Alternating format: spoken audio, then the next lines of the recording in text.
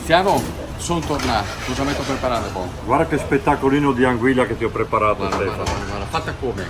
Questa anguilla viene fatta con del vino bianco, olio, aceto, alloro, spicchi d'aglio e leggermente un po' di pomodoro.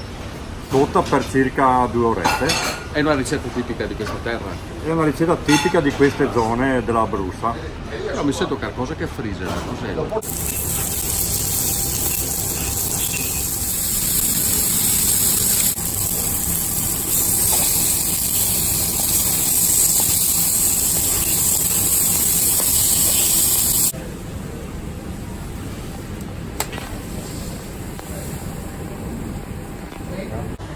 E i calameretti, eccoli qua.